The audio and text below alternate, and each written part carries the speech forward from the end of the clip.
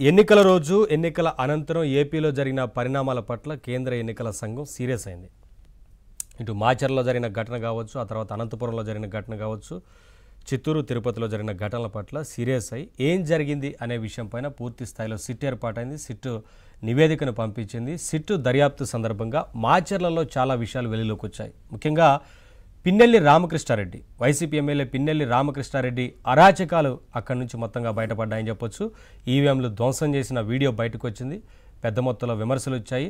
ఖచ్చితంగా పిన్నెల్లిని అరెస్టు చేయబోతున్నారనే వార్త బయటకు వచ్చింది. ఎందుకంటే కేంద్ర ఎన్నికల సంఘం రాష్ట్ర ఎన్నికల సంఘాన్ని ఆదేశించింది ఎట్టి పరిస్థితుల్లో పిన్నెల్లి రామకృష్ణారెడ్డిని అరెస్టు చేయాలంటూ. ఈ నేపథ్యంలో పోలీసు బృందాలుగా ఏర్పడి మరీ పిన్నెల్లి కోసం గాలిస్తూ ఉన్నారు. ఒకవైపున పిన్నెల్లి అనుచరులను ఇప్పటికే అరెస్టు చేసినట్లుగా తెలుస్తోంది. కానీ పిన్నెల్లి పారిపోయే ప్రయత్నం చేశారు. పిన్నెల్లి ప్రస్తుతం అరెస్టు చేశారా, పారిపోయారా, ఏం జరిగింది, ఎవరు సహకరిస్తున్నారు, అనేక అంశాలు ఉన్నాయి.